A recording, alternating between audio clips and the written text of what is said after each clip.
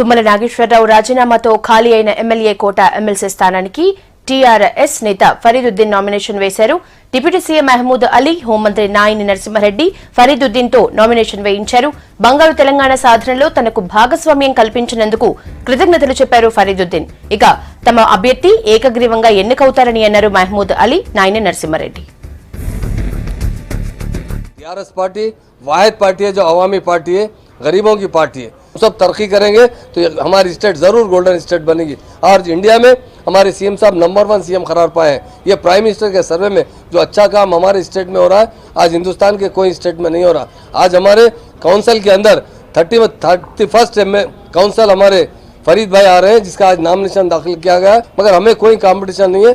यूनानी मसली वो ज़रूर जीतेंगे. हम मुबारकबाद सीएम साहब का शुक्रिया अदा करते हैं और हमारे फरीद भाई को बहुत बहुत मुबारकबाद पेश करते हैं.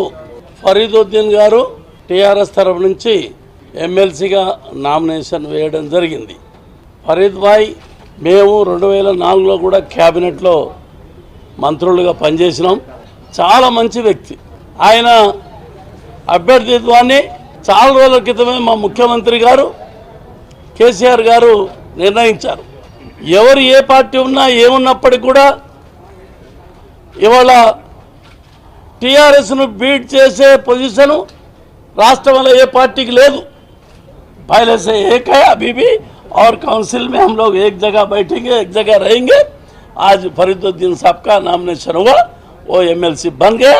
బంగారు తెలంగాణ సాధించే దిశలో దూసుకుపోతున్న సమయం ఇది.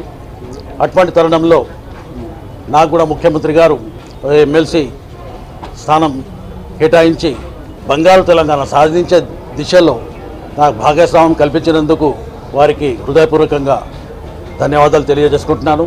మరి ముఖ్యమంత్రి గారు ఏదైతే నమ్మకంతో నాకు ఈ పోస్ట్ ఇవ్వడం జరిగిందో వారి నమ్మకానికి వమ్ము చేయకుండా శక్తి వంచన లేకుండా నేను పనిచేస్తానని ఈ సందర్భంగా తెలియజేసుకుంటున్నాను.